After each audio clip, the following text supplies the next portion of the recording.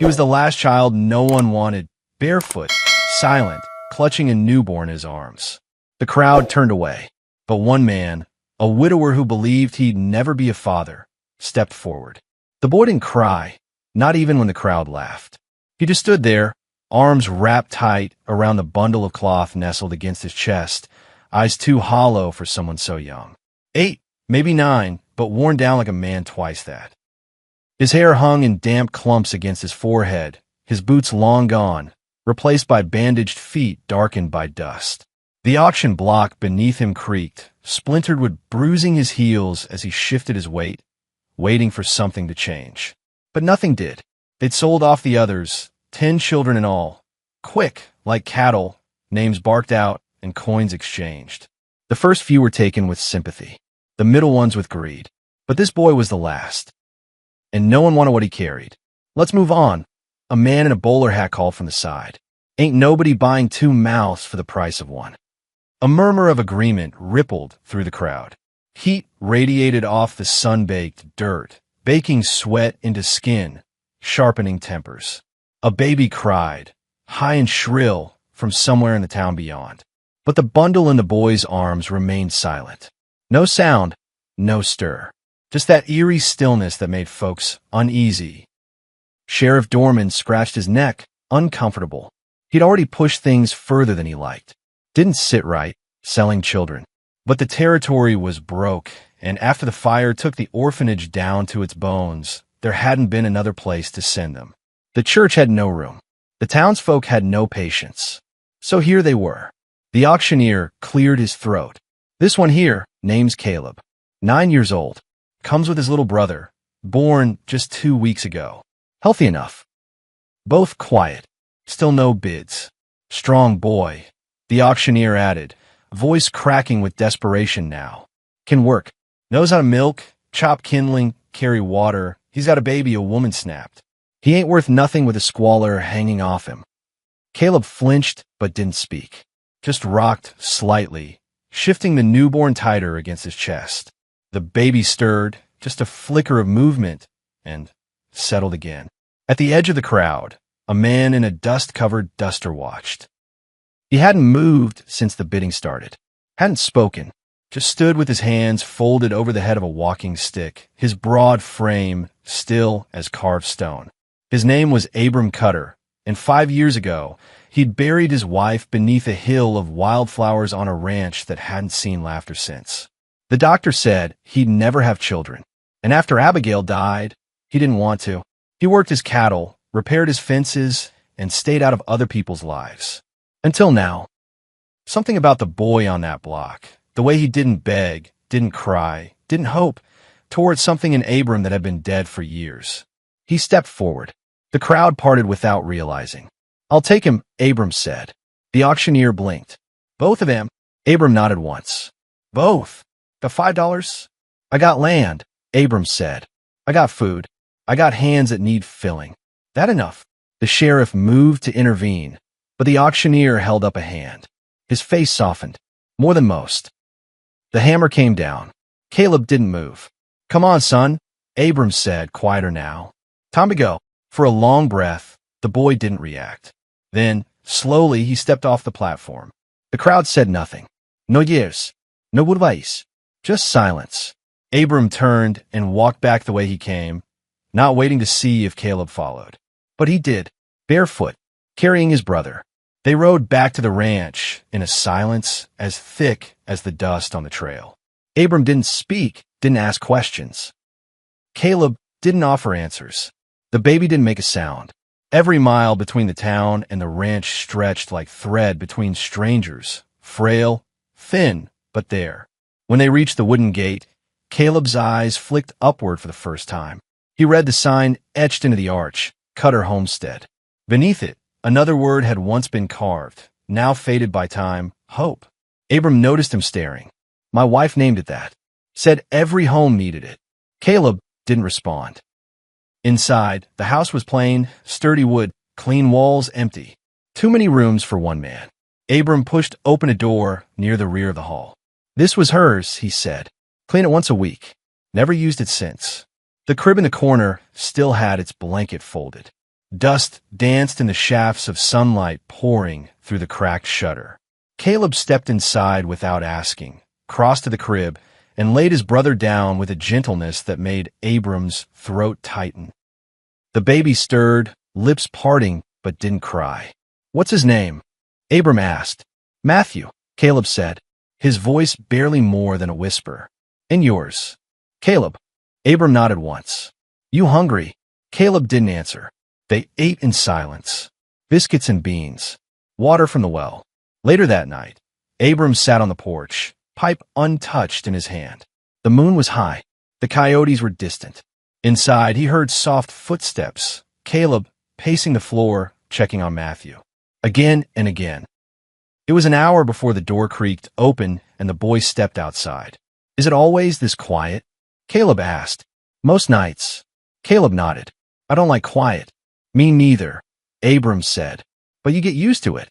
They sat for a long time without speaking.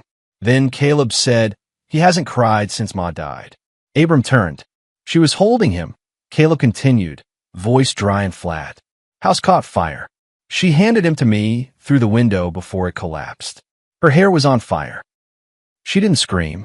Abram said nothing. Caleb's fists clenched. "They said it was lightning, but I saw the torch. Someone set it." Abram didn't ask who. Didn't need to.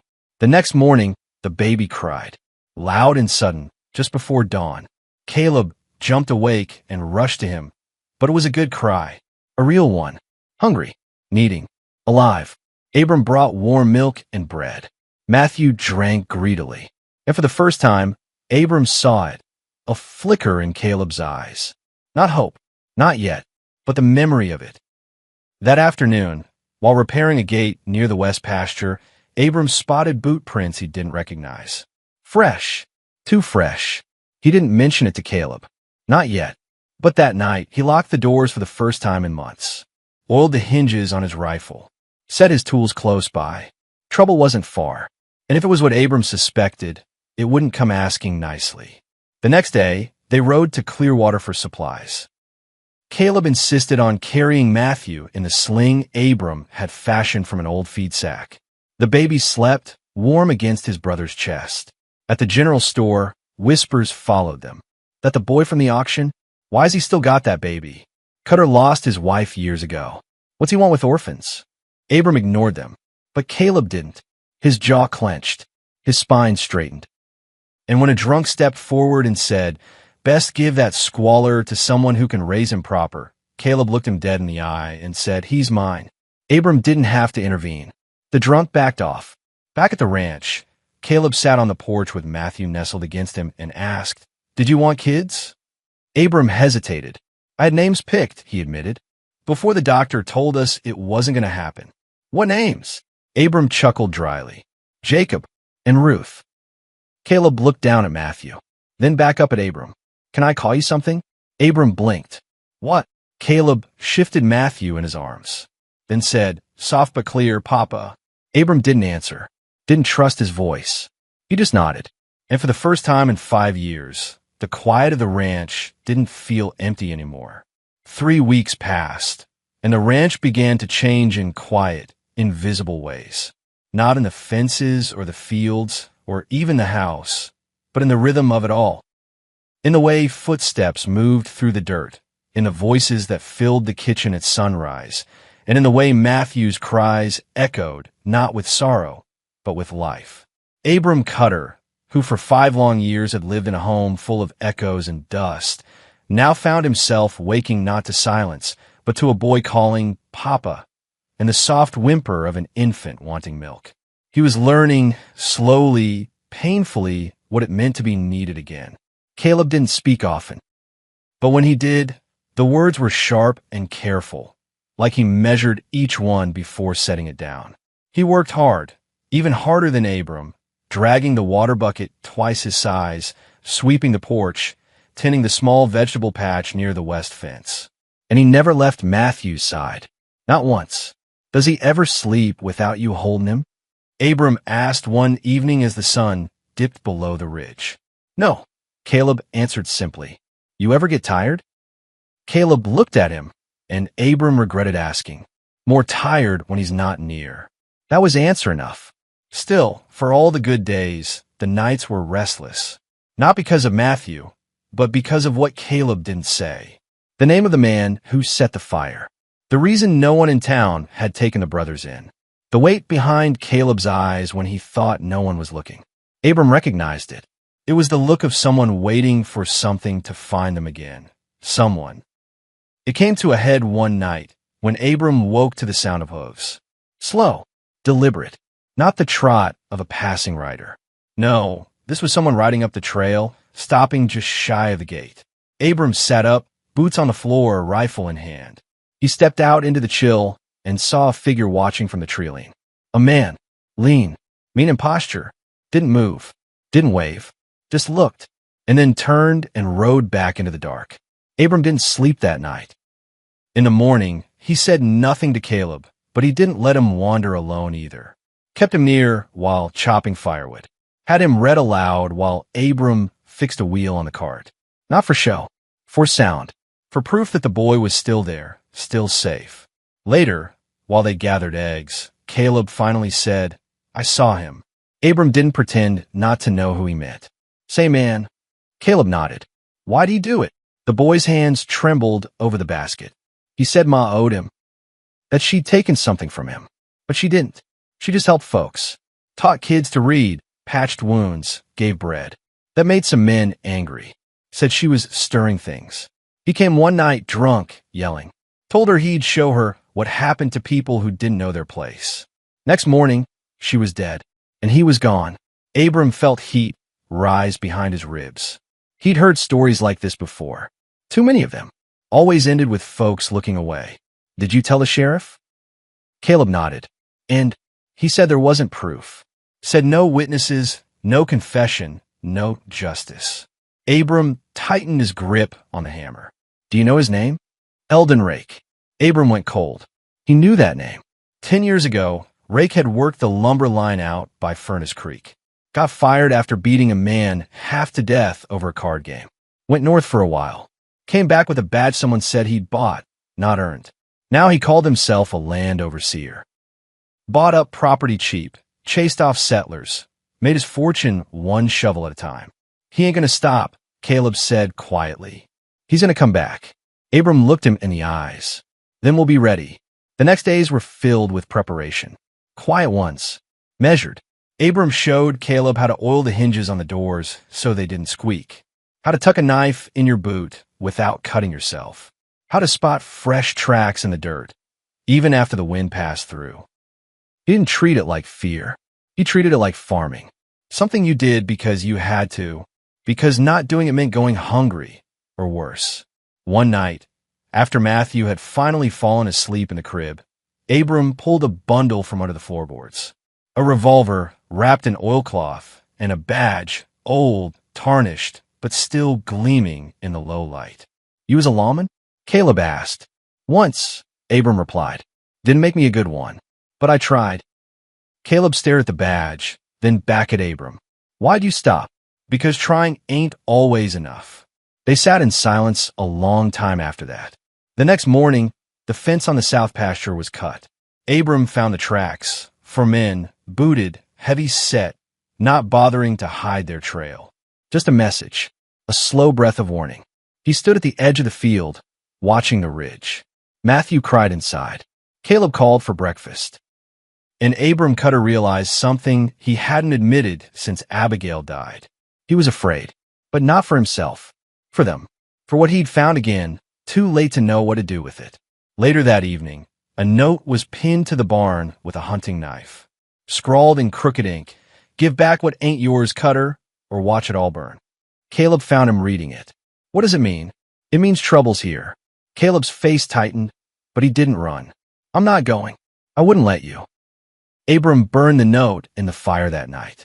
Didn't say a word about it, but he spent an hour cleaning every gun in the house.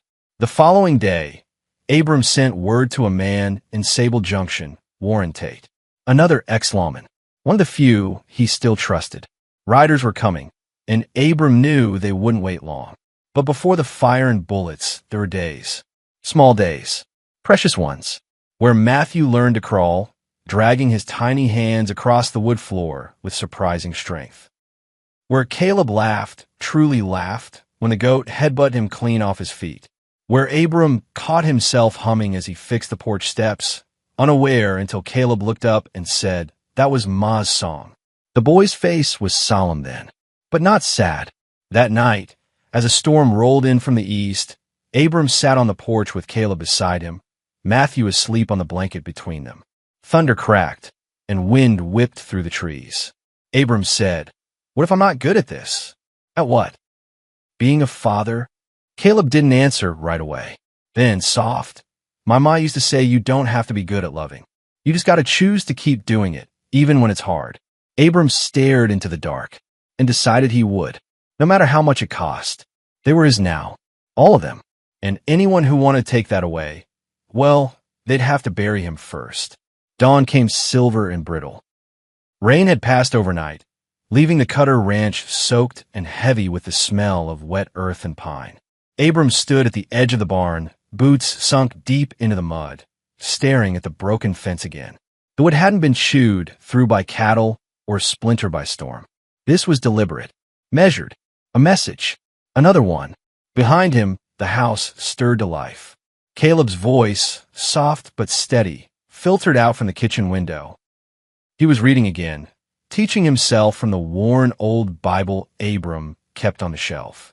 The boy had made a habit of it, his finger trailing along each word, repeating it quietly, sometimes mouthing the ones he didn't yet understand. Abram never interrupted. There was something holy in that sound, something stronger than the dust and the looming trouble. Matthew's cries followed soon after, fussy, tired but alive. Abram couldn't help but smile. It wasn't a wide smile, and it didn't reach all the way to his eyes, but it was real, and that was more than he'd known in years. Then the rider came. He heard him before he saw him. Fast hooves slicing through wet gravel, splashes from puddles kicking high. Abram turned toward the ridge, saw the figure lurch over the crest and descend hard toward the ranch. For a heartbeat, he reached for his rifle, but then the man raised a hand. Not a threat, a warning. Warrantate. He rode fast, but his horse was spent. The beast wheezed and stumbled as it reached the gate, foam frothing at its bit. Abram was already there to catch the reins, helping Warren down. "You look like the devil chased you straight from the grave," Abram muttered. Warren didn't smile. He might have. They went inside, where Caleb stood by the fire, Matthew in his arms. Abram caught the edge of tension in the boy's shoulders. He nodded once, reassuring. "This is Warren. Friend." Caleb didn't relax, but he nodded. He stayed silent, rocking Matthew slowly. Warren rubbed his face, shook off rain, and sat hard in the chair near the hearth. "I rode all night," he began, "from Jasper Ridge. Saw smoke rising near the Butte Trail. Homestead burned to cinders. Not a raiding party. Not bandits. Controlled fire. Fussed. Deliberate. I talked to survivors. One old man said they wore badges. Or what looked like him." Abram tensed. Eldon. Warren nodded. "He's got 6 men with him. At least. Says he's collecting squatters and property debts. But none of these folks owed anything. Just lived where he wanted to own. And the law." Warren spat on the floor. "Same as always. Bought or blind." Abram's gaze drifted to the window. Beyond it, the hills looked innocent. Still damp. Still green. But they were lying. He could feel it. A storm was coming. And this one wasn't made of rain. "We've got days?" he asked. Warren shook his head. "1, maybe less. I tracked them half the night. They're riding slow, probably waiting until they're sure there's no one left to stop them." Caleb stepped forward. "Why would he come here?" Abram looked at him long and steady. "Because you lived. Because you're not where he left you. And because monsters don't like reminders that they didn't win." Caleb didn't flinch. He just nodded. They spent the rest of the day preparing. Warren reinforced the door frames, hammered iron nails into the shutters. Abram dug out the second rifle from under the floorboards and checked the old bullets. Caleb gathered firewood, boiled water, and packed small bags, instinctively readying for the worst. Even Matthew, in his way, contributed, His cries masked the silence that otherwise would have driven them mad with waiting. That evening, Warren and Abram stood in the barn, sharpening blades under lantern light. The animals were restless, sniffing the air, stamping hooves. "You ready to do this again?" Warren asked. Abram didn't look up. Never was ready the first time. "You know they won't fight fair." They never did. Wool in sight. "Kid's tough. He's more than tough. Abram trailed off. Warren waited. Abram finished quieter now. "He's what I thought I'd never have." "You think it's worth dying for?" Abram turned, eyes hard. "It's the only thing that is." That night, they didn't sleep. Warren took the attic window, rifle pointed at the slope. Abram sat by the door, a shotgun across his knees. Caleb curled near the hearth with Matthew, keeping him warm with his own small body. In the darkness, Abram's thoughts turned inward. Not to fear. He'd felt that plenty. But to memory. To Abigail. To the way she used to laugh when the biscuits burned. To the names they whispered at night, dreaming of children they'd never hold. To the way he'd buried her in silence, because words didn't matter when hearts broke. He thought of all that. And then he looked at Caleb, and at the boy's steady, stubborn resolve, and at Matthew's tiny hand curled against his brother's chest. And he realized something. This wasn't the end of something lost. It was the beginning of something fought for. The morning broke with mist, the kind that crawled low across the ground and made shapes in the trees that didn't belong. They heard them before they saw them. Riders, moving fast. 6, maybe 7. Warren tensed. They brought dogs. Abram gritted his teeth. "Means they're not here to talk." Caleb stood by the table, a knife hidden in his boot, another under his sleeve. Abram placed a hand on his shoulder. "If it comes to it, you take your brother and run. Out the cellar. Through the ravine. Don't stop until you hit the railroad tracks. I won't leave you. You will," Abram said, firm. "Because that's what fathers ask when they have to." Caleb's lips trembled, but he nodded. The hoofbeats stopped just outside the gate. Voices barked orders. Then silence. A single voice rang out. "Cutter, this is Eldon Rake. Step outside. Let's talk like men." Abram opened the door and stepped out onto the porch. He saw him right away. Eldon looked the same. Older, thinner, but the same cruel sneer, the same proud chin. His badge shone like a lie on his chest. The men behind him looked like bounty hunters. Rough, paid, disposable. Eldon raised a hand. "I see you picked up some strays." "I see you picked up some trash," Abram replied. One of Eldon's men spat. Another chuckled. Eldon's face darkened. "I'm here for the boy. And the child. He's not yours. He is now." Eldon shook his head. "You always were soft, Cutter. Could have been rich. Could have ruled this valley. But you picked honor over survival. Look what it got you." "Still breathing," Abram said. "Still free." Eldon's eyes narrowed. Not for long. And then all silence broke. Gunfire. Warren fired first, dropping one of the men with a shot clean to the shoulder. Abram ducked left, fired both barrels into the dirt in front of the others, scattering them. Dogs barked, charged, but Caleb from behind the shutter threw down a jar of live powder that exploded in a cloud. The animals yelped, turned tail. Chaos. Abram moved like a man half his age. Warren fired again, keeping the pressure. One man screamed, hit in the leg. Another crawled for cover behind the trough. Eldon cursed and charged forward, gun drawn. Abram met him in the middle of the yard. No words. Just fists. They hit the mud hard, rolling, punching, blood mixing with rain and dirt. Abram took a hit to the jaw. Eldon caught a knee to the ribs. The fight wasn't clean. It wasn't fair. It was survival. Finally, Abram pinned him, rifle raised. But Eldon laughed, blood on his lips. "You can kill me," he rasped, "but others will come. Let them," Abram said, and brought the butt of the rifle down across his temple. Silence returned. Smoke lingered, and the Cutter Ranch still stood. Warren walked slowly down from the attic, limping. "We ain't too old after all," he muttered.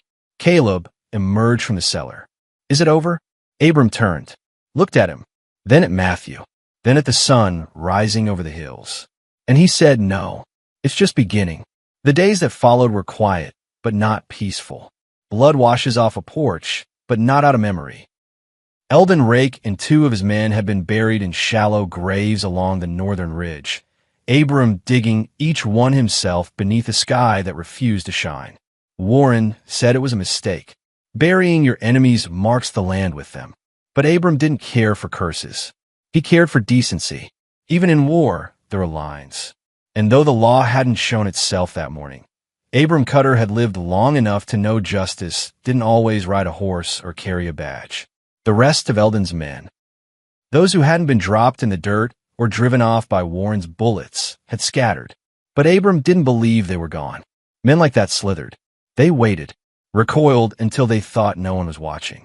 And while his eyes stayed fixed on the horizon each dusk, what kept him grounded, what tethered him to the present, was what remained behind him inside that house.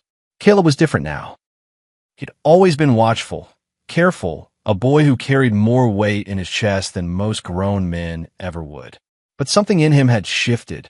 Not broken, not hardened, just sharpened, like steel put to flame. There was a calm to him now, eerie in its steadiness. Not silence, not fear, resolve.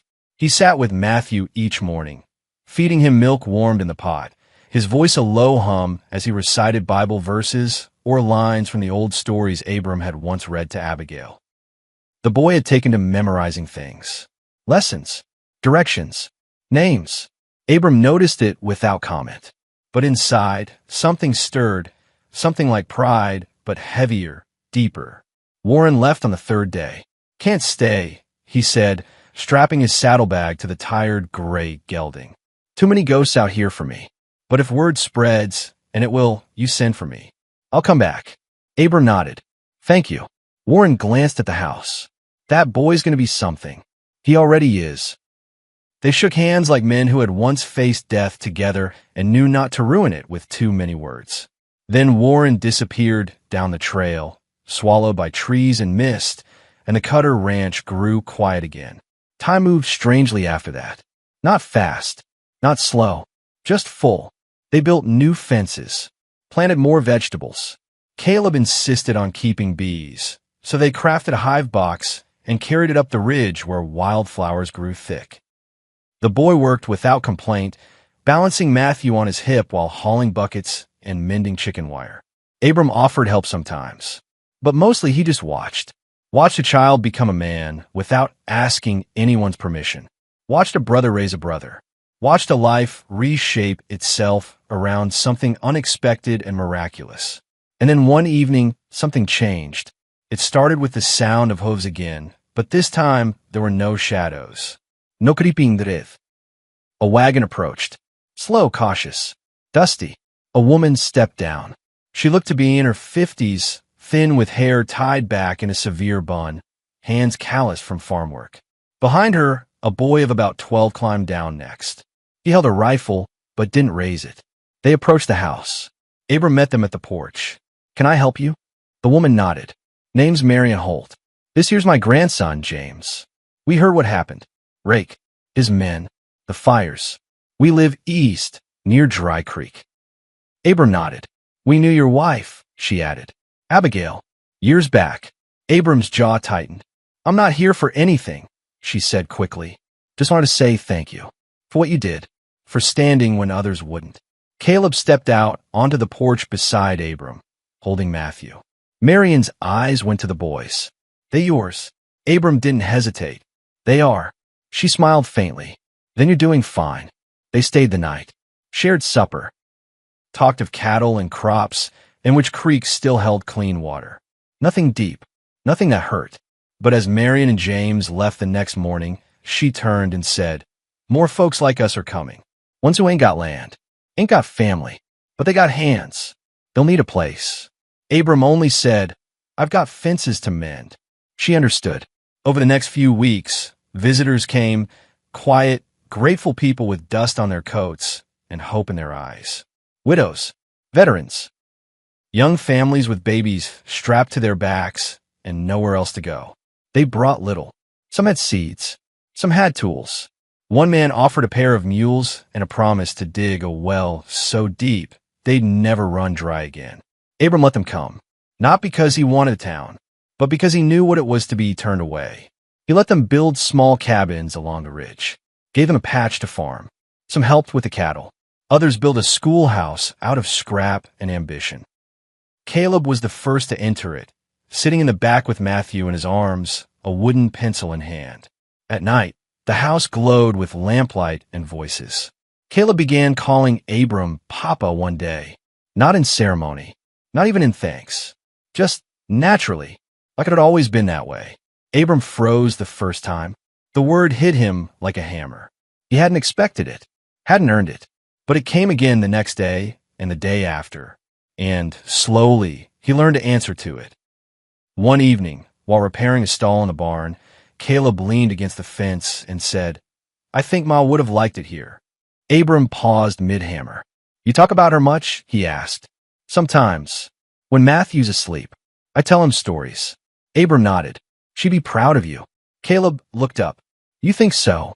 "I know so." The quiet that followed was warm, like a fire that didn't need tending. But peace never stayed long. A rider came near dusk. A young man, breathless and pale, clothes torn.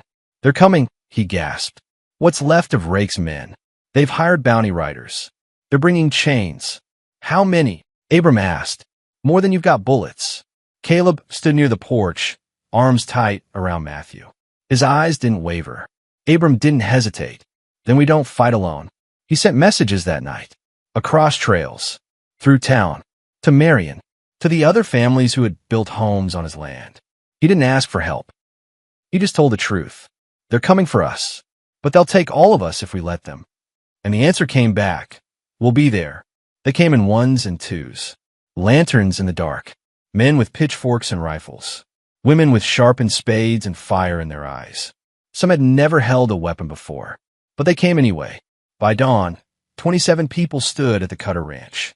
27 hearts ready to fight for the children of a woman who once gave them bread when they had none. Abram stood before them. He didn't give a speech, didn't promise victory, just looked them in the eyes and said, "This is our land now.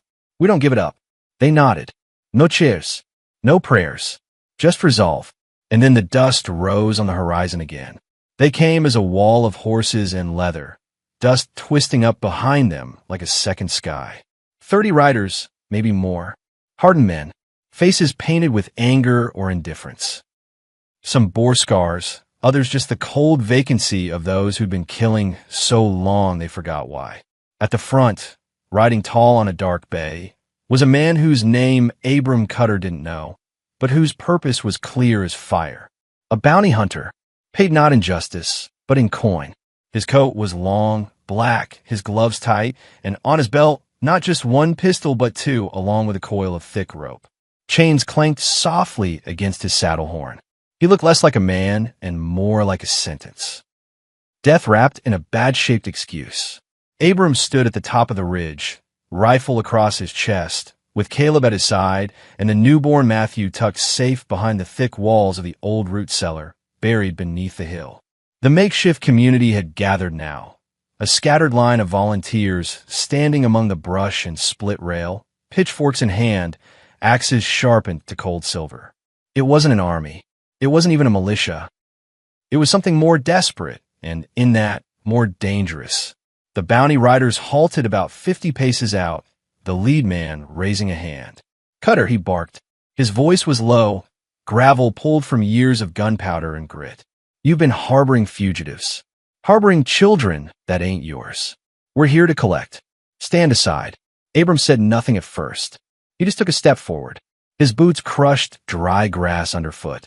Behind him, the wind was quiet. Not even the birds dared to speak. "They are mine," he said finally. His voice wasn't raised. He didn't shout, but somehow it carried. "And you'll not take them." A long pause. One of the riders chuckled. "You thinking this is going to end in anything but blood?" Abram glanced back at Caleb, who nodded, his chin high, his eyes calm. "If it ends in blood," Abram replied, "so be it. But it won't be theirs." The bounty hunter's eyes narrowed. Then he gave the signal. Chaos broke like a wave. Gunfire cracked from the trees. Sharp, furious. One of the bounty men fell from his horse before he could even draw, a spray of dirt kicking high where his body landed. Another screamed as a rock, thrown hard from a farmer's hand, shattered his jaw and knocked him cold. But most charged forward, riding hard toward the ridge, firing blind. Abram dropped to one knee behind the fence post, sighted down his rifle, and fired. One rider pitched sideways, clutching his thigh. Caleb ducked low, grabbed the second rifle, and passed it to a young girl beside him, 12 years old, eyes hard, hands steady. 2 shots, Caleb told her. Make them count. She nodded. All around them, the fight turned brutal. Warren Tate had returned just before the shooting began, like a ghost. He'd taken the high hill to the right, his long rifle dropping enemies with eerie precision. 2 men made it past the front line and into the fields, until Marion Holt stepped out from behind a tree, shotgun leveled. She didn't flinch when she fired. They didn't rise. Still, the numbers were heavy. Abrams saw one of the settlers, a boy no older than 16, get pulled from the fence by a rider and slammed into the mud. Before he could be dragged away, Caleb leapt the rail and drove a shovel into the attacker's ribs, forcing him back. Blood soaked the ground. Screams rose. Horses reared. The bounty leader watched from a distance, calm as a vulture. He hadn't drawn yet. He was waiting, letting his dogs do the mauling. And when 5 of his men fell, when the rest started to hesitate, he moved. He rode straight through the fighting, silent, precise, and leapt from his horse with the grace of a man who'd done this too many times. He landed not 10 feet from Caleb and Abram, guns drawn, both pointed square at Abram's chest. Drop it, he said, or I shoot the boy. Caleb froze. Abram didn't. He held his ground. You shoot him, he said, and you don't walk away. The bounty hunter smiled. It wasn't a cruel smile. It was worse than that. It was empty. Ain't personal. Just business. But before he could pull the trigger, a sound split the air. Not a gunshot. A cry. Not a pain. Of defiance. From the cellar. Matthew. It was louder than it should have been. Impossible for one so small. But it carried through the hillside like a warning from heaven. A reminder that this child, this fragile, perfect thing, was not afraid. And in that moment, Abram moved. He stepped forward, rifle swinging up, even as the hunter's finger twitched. They fired at the same time. The bullet from the bounty hunter grazed Abram's shoulder, spinning him. But Abram's shot struck true, straight into the man's chest. The bounty hunter staggered, looked down as if surprised, then collapsed backward without a sound. The others saw it. Their leader was dead. And like ice melting beneath a morning sun, their courage vanished. The riders turned, fled. Some carried wounded. Others didn't look back at all. The battle was over. But not the war. Abram sat heavily on the step of the porch, clutching his shoulder, blood soaking his sleeve. Caleb ran to him, pale and shaking, but alive. He knelt beside him, whispering words Abram didn't quite hear, but felt. Matthew cried from the cellar again, and a neighbor rushed to lift the baby into the sun. There were tears, hugs, a strange silence that followed the storm. They buried their dead that evening, 3 from the homesteaders. One was Marion Holt. She'd been struck by a stray bullet while dragging a wounded man to safety. James, her grandson, stood alone by her grave as the last light faded. Caleb walked over, took the boy's hand, and didn't let go. That night, they sat around a fire. Not for warmth, but for memory. Abram, shoulder wrapped tight, held Matthew close, the boy swaddled in a blanket and sleeping soundly. Caleb sat beside him, his head against Abram's side, staring into the flames. I didn't think we'd win, Caleb said quietly. We didn't win, Abram replied. We survive. Same thing. Not always. But sometimes it's enough. The fire cracked. Sparks danced up into the dark, like spirits rising. Caleb shifted. Can I ask you something? Always. Why'd you do it? Why'd you take us? Abram looked at him. The boy's eyes were wide, full of the questions too big for his years. I don't have a good answer, Abram said. Only that I was empty. For a long time. And when I saw you, I didn't want to be anymore. Caleb nodded slowly. Papa. Yeah. I don't think she'd mind. Who? Your wife. Abigail. Abram swallowed hard. No, he said. I don't think she would either. In the weeks that followed, something extraordinary happened. The Cutter Ranch became something it had never been. Whole. The fences were rebuilt. The barn mended. A new schoolhouse finished, with windows facing east. The other settlers stayed, some moving closer, others simply passing through for a time. But all carried a piece of what had happened there. A truth they'd share with others. That courage didn't come from guns or anger, but from love, from a choice to stand. And in the center of it all, Abram Cutter became something no one, least of all himself, had ever expected. A father. He wasn't perfect. He was still quiet, still slow to smile. But now, when he looked across his land and saw Caleb tending to the fields or heard Matthew's laugh echo from the porch, something inside him healed a little more. There were still shadows, still ghosts, but there was also light. And each morning, when the sun rose and the wind carried the scent of cut grass and wood smoke, Abram would close his eyes and say the same 3 words under his breath. Thank you, Lord. Fall bled slowly into winter. The leaves turned rust red and gold across the hills behind the Cutter Ranch, their colors sweeping down like fire across the valley, and then, just as fast, falling. The air changed first. Crisper, drier, the kind that cracked lips and whispered frost across windows before the sun had a chance to wake. The harvest came early that year, whether it was God's hand or just the stubborn work of desperate folks who refused to give up. The land gave more than it should have.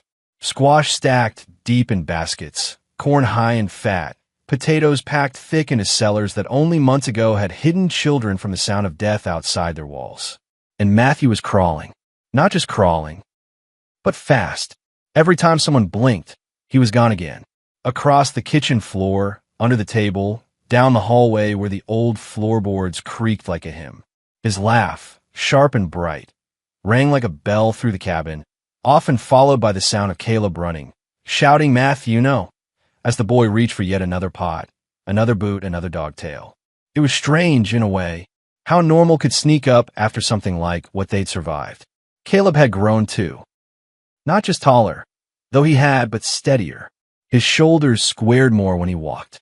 His jaw set tighter when he listened. He read every evening now, devoured the books Abram had once left untouched on Abigail's old shelf.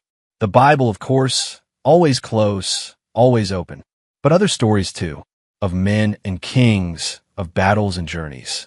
And when he wasn't reading, he was watching, learning, helping Abram with the fences, measuring timber, making small repairs around the ranch before Abram even noticed they were needed. Sometimes, Abram would just stop and look at him. This boy who had walked into his life, carrying a baby and nothing else. This boy who called him Papa now without hesitation. This boy who had, with no permission or plan, taken up the empty corners of his heart and filled them. Abram never said much about it, not out loud.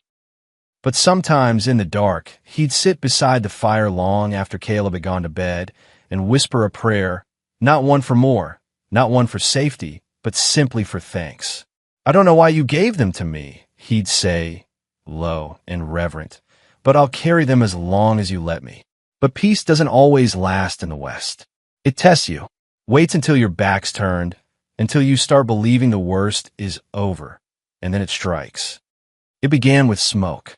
Not fire, but smoke, thin trails of it seen rising from the western ridge, far from any known homestead. Warren Tate was the first to spot it. He'd returned weeks ago to settle nearby, building a small cabin of his own and offering his rifle when needed. That morning, he rode hard down to the Cutter Ranch, eyes grim, lips tight. Campfire, he said, dismounting. But not ours. Someone's moving through. Riders? Abram asked, already reaching for his rifle. Could be. But I saw something else too. What? Wagon tracks. Big ones. Fresh. Wagons didn't just pass through the western edge. That part of the land was rock, sharp and cruel, not made for wheels. Anyone traveling there had reason, and not a good one. Later that evening, while Abram studied the tracks himself with Caleb at his side, they found the first sign. A scarf. Small, blue, and smeared with something dark and dried. Blood. Caleb picked it up slowly, turning it over in his fingers. "Kids," he said quietly.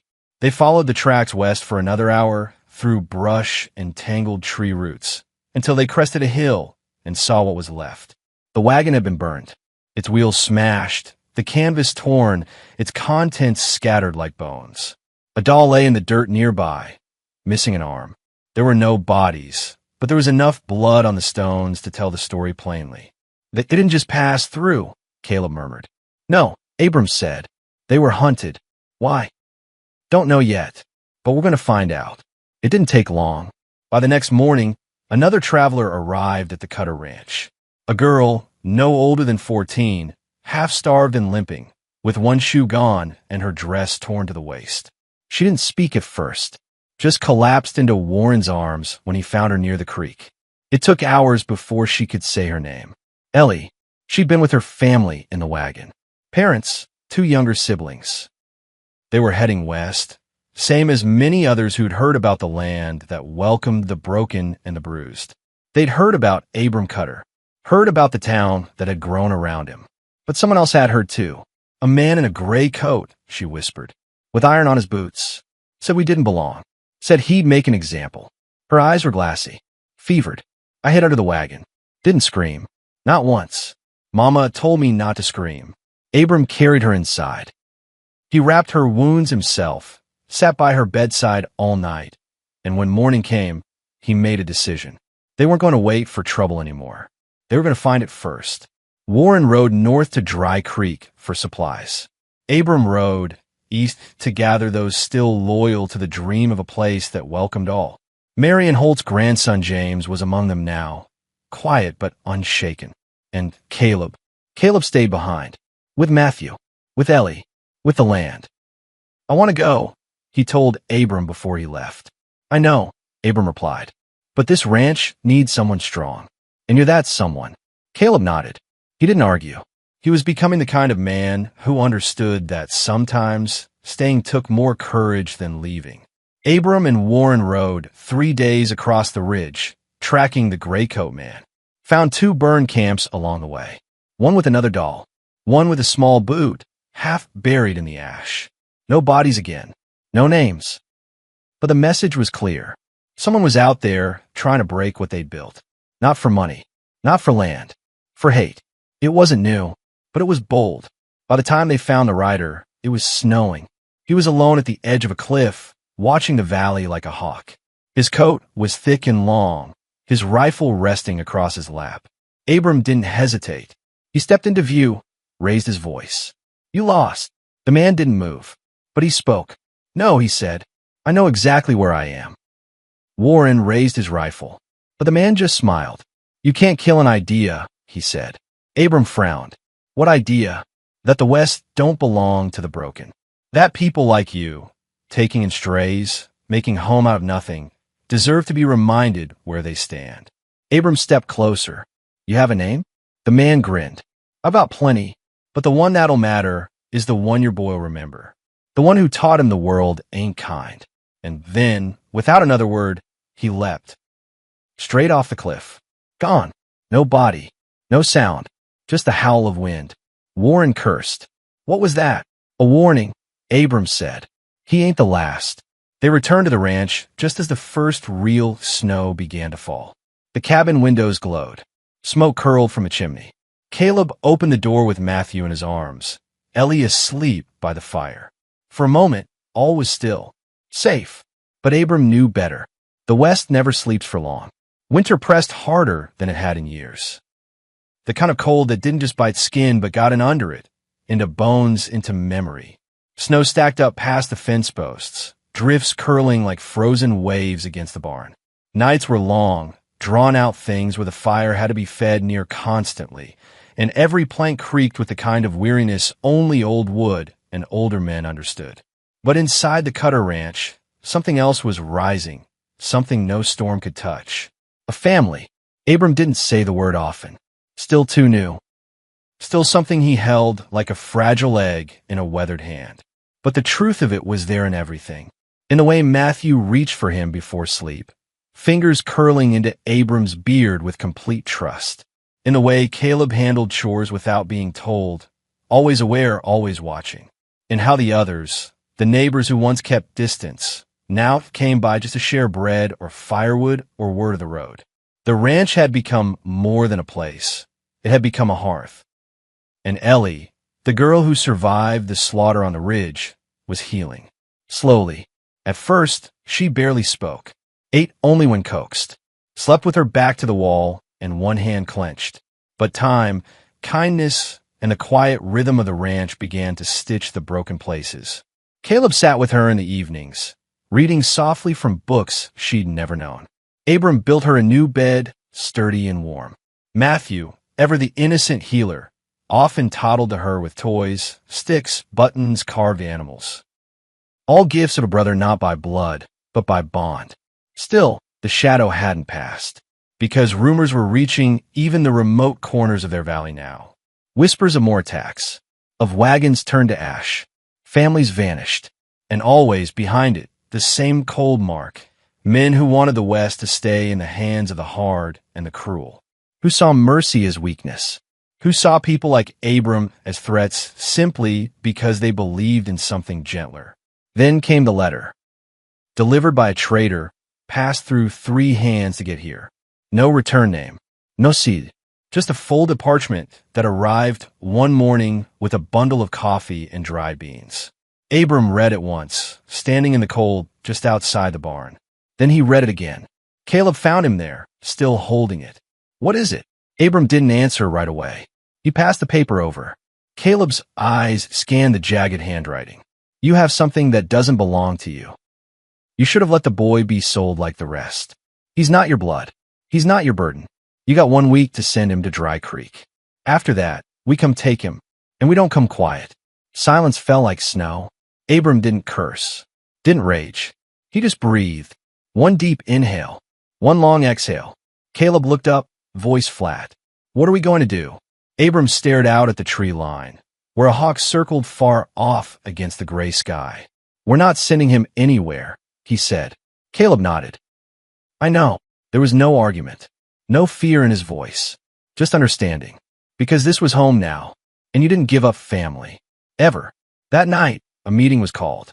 Not just the ranch folk, but neighbors as far as 6 miles out. 50 people packed into the main barn, bundled in coats, huddled near lanterns, their breath steaming in the cold. Faces tight with worry, hands fidgeting with hats or scarves. Abram stood before them, not behind a pulpit, not behind a badge, just a man. A father. They've asked for a child, he said. My boy. They want him sent to Dry Creek. Claimed. Like property. He paused. His gaze swept the crowd. They say if we don't, they'll come. Murmurs rippled.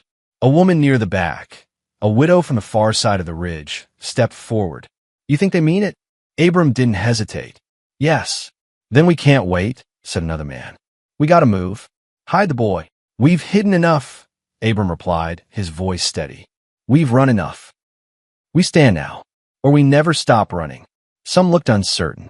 Others nodded, jaws set. Ranch is fortified. Warren Tate added from his place beside Abram. Root cellar. High ground. We've seen worse odds. But this isn't a war, the widow said. This is a child. Abram turned to her. I know. He looked at Matthew then, bundled in Ellie's arms near the barn's far wall. The boy gurgled, blissfully unaware of the weight resting on his tiny shoulders. But that child is a symbol now. Not just to them. To us. He's the line we draw. The moment we stop letting fear decide who we are. A long silence followed. Then, slowly, heads began to nod. Not all, but enough. They would not send the boy. They would fight. The days that followed were full of preparation. Fences were reinforced. Traps laid. Rifles cleaned, bows strung. Children were taught how to signal danger. Fires were kept low after dark. And amid it all, life still pulsed. Caleb continued teaching Ellie to read. Abram continued carving Matthew's first wooden horse. Meals were shared. Hymns still sung on Sunday, even if the church had no roof but stars. And then, 7 days later, they came. A dozen riders, this time not 30, but leaner, smarter, and worse, they wore no insignia. No vallis, no calers, They came dressed like settlers, wolves in shepherd's wool. They rode into the valley at dusk, blending with the light. They dismounted at the edge of the trees, unsaddled with quiet precision, and moved toward the ranch on foot. Abram had expected it. He waited on the porch, Caleb beside him, rifle in hand. Warren circled wide in the dark, bow drawn. Others waited in barns and cellars, hidden behind root stacks and snowdrifts. The first man to reach the house stepped forward as though he were lost. Thin, pale, with a coat stitched at the elbow. "You Cutter?" he asked, like he already knew. "I am." "We came for the boy." Abram didn't flinch. "You're not taking him." The man smiled. It didn't reach his eyes. "You're not a lawman. You're not blood. What makes him yours?" Abram stepped down from a porch. Snow crunched. He didn't raise his weapon, just his voice. Because when he cried, I answered. When he needed arms, mine were open. And when he had no name, I gave him one. The man tilted his head. "Then you'll die for him." Abram didn't hesitate. "Yes." A gunshot rang out. But not from the front, from the trees. One of the raiders screamed, falling into the snow with a shaft in his side. Warren's arrow, silent and sure. Chaos erupted. The man before Abram lunged, but Caleb tackled him before he could draw. Two more came from the left, only to trip the wire strung between posts, sending them sprawling into the dirt. The ranch erupted. Gunfire, screams, wood splintering. But it was not like before. This time they were ready. This time they fought for home. For family. Ellie, tucked behind the root cellar with Matthew, sang softly to calm the baby. Her voice didn't shake. She'd learned that fear had no place where courage was chosen. The attackers fell one by one, not to overwhelming force, but to precision, to resistance born of love. By the time dawn cracked the sky, only two of the men remained standing, and they ran. They didn't look back. They didn't dare. The valley fell silent. Smoke curled from spent rifles. Snow soaked with the heat of battle. Abram stood in the yard, breath visible in the morning chill, rifle slung across his back. Caleb came to his side, cheeks flushed, one sleeve torn, but otherwise whole. "They're gone," he said. "They'll send more," Abram replied. "I know, but we'll be ready." Caleb nodded. Then, softer, "He's safe?" Abram looked toward the root cellar, where Ellie now stood in the open, Matthew in her arms, one chubby hand waving at the wind. "Yes," Abram said. "He's safe." That night, they didn't sleep. They sat around the fire, same as always. And for the first time, Abram took out something he hadn't touched in years. A small locket, worn in silver, with a picture inside. A woman's face. Gentle, strong. He showed it to Caleb. "Abigail," he said. "My wife. She's beautiful. She would have liked you." Caleb looked at him. Would she have liked Matthew? She would have loved him. Caleb looked down at the baby asleep in his lap, then up at Abram. Then she'd be proud. Abram didn't answer, but his eyes said yes. They always would. The snow melted slow that spring. Where fire once raged, green began to creep in, cautious and quiet. Shoots of grass poked up through scorched patches of soil. Birds returned to the high branches. Life, in its stubborn way, refused to stay buried. The ranch, battered but standing, bore every scar like proof that mercy could still survive the cruelty of men. The valley didn't forget what happened that winter. Folks spoke of it in low voices, how a man with no blood ties refused to give up a boy who wasn't his. How a town came together not out of law, but love. Word spread farther than anyone expected. Downriver traders passed it along. Mail couriers carried it from one depot to the next. It made its way to counties that hadn't even known the Cutter name, to camps where orphans huddled by railways, to churches whose pews hadn't been full in years. Some said it was just a story, a legend, maybe. Others said it was proof that something sacred could still be carved out of a hard land. For Caleb, it meant the world had changed. He'd spent the first 9 years of his life running, shrinking, praying someone would see him without turning away. Now, when he walked into town, folks nodded, tipped hats, asked him how the baby was doing. He had chores now, responsibility, a place at the table. In that sense, the one that had chased him like a shadow, always whispering that he didn't belong, had gone quiet. Matthew was walking, stumbling, really, but fast and determined. The little boy toddled around the house with the grace of a wind-up toy, bumping into chairs, walls, goats, anything unfortunate enough to be in his path. His laugh had changed too. Bigger now, deeper. He laughed like he knew he was safe, like he believed it would stay that way. One evening, not long after the first buds bloomed along the fence line, Abram found Caleb standing alone in the barn. The boy was staring at the saddle rack, a hand resting on the old leather. His face looked older than his years, not hardened, but thoughtful, shaped by more than most men twice his age had ever carried. "Something on your mind?" Abram asked. Caleb turned. "Can I ask you something?" "Always. Why didn't you ride away that day?" It was a question that had never been spoken aloud, not once since the auction. Caleb hadn't dared. Abram hadn't needed to hear it to answer in every action since. But now, it hung between them like mist. Abram stepped inside, closing the barn door behind him. He took a seat on an overturned barrel and let out a breath slow and deep. "Because I saw myself," he said finally. "In me?" Abram nodded. "Not in your face, not even in your story, but in your fight, in how you held your brother like the world was ending and he was the only thing that mattered. That's what I used to be, a man holding on to someone he couldn't lose." Caleb looked down. "I thought. Maybe it was pity." "No," Abram's voice sharpened. "Never pity. You had more strength in you than most grown men I've known. And when you looked at me, it was like God tapped my shoulder and said, 'You've been asking for purpose. There it is.'" Caleb's throat tightened. He couldn't speak for a moment. He just nodded, a quick, sharp nod. Then he said it. "I love you, Papa." He hadn't said it since that first time. Not again. Not out loud. Abram stood, walked to the boy, and rested a calloused hand on his shoulder. "I love you too, son. Not boy, not kid, not you're like a son to me. Son." Caleb stood a little straighter. That night, they sat out under the stars. Matthew asleep in Abram's arms, Caleb leaning against the porch rail. The wind smelled of fresh pine and damp soil. A whippoorwill called in the distance. "You ever think of leaving?" Caleb asked softly. "Used to," Abram said.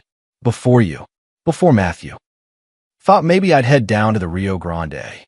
Warmer winters." "You still could." Abram looked down at the sleeping boy in his arms. "No," he said. "Everything I ever wanted is right here." Caleb smiled. He didn't need to say anything more. The next morning brought another letter. This one not folded in secret or passed through strangers. It came stamped and sealed, straight from the town council in Dry Creek. Abram read it slowly. Caleb watched him, brow furrowed. "Bad." Abram shook his head. "No, not bad." He handed the paper over. Caleb scanned the words. "To Mr. Abram Cutter, it is our understanding that you have taken into your care two boys, Caleb and Matthew, who were, until recently, without known guardians or legal family. In light of the defense you provided during the winter raid and the character witnesses from Dry Creek, Two Forks, and Bitter Hollow, we, the undersigned, offer full legal guardianship to you effective immediately. Both boys are now recognized as your sons under county law. No further action required. God bless." Judge Martinez. Langley Caleb's mouth parted, eyes blinking fast. "So it's real." Abram smiled. "It's real." Caleb didn't say anything for a long time. Then, quietly, "Does that mean I can sign the ranch books now?" Abram laughed. "It means you'll be doing more than that. Got taxes coming. You think I'm keeping all that paper?" Caleb. Later that week, they held a small gathering at the chapel. Just a few neighbors. No preacher. Abram said what needed saying. He stood in front of the pews, one hand on Matthew's tiny back, the other on Caleb's shoulder. "These boys were given to me by grace. I didn't ask. I didn't earn it. But I was smart enough not to say no." He looked out at the gathered faces. "Family isn't made by blood. It's made by choice. And I choose them. Every day, every storm, every hard breath. They're mine. And I'm theirs." When he stepped down, Caleb took his hand. Matthew reached for both of them. And in that moment, under the quiet hush of wind through broken stained glass, something settled in the bones of everyone watching. This wasn't a story of rescue. It was a story of rebirth. A man who'd lost everything. A boy who'd been sold like cattle. A baby who shouldn't have survived the winter. They didn't just find each other. They became each other's answer. The months that followed were quiet, mostly. Not without trouble, but not without joy either. New families arrived, drawn by what they'd heard. A teacher came to the chapel. A midwife set up in an old grain shed. The Cutter Ranch became something like a town. Not big, not loud, but full of life. One day, while Abram carved Matthew's name into the barn post, just below Caleb's, he paused. The knife hovered. "What do you think your mama would say about all this?" he asked. Caleb thought a moment. "Then, I think she'd say thank you." Abram didn't speak. He didn't need to. By the end of that year, the valley had a name.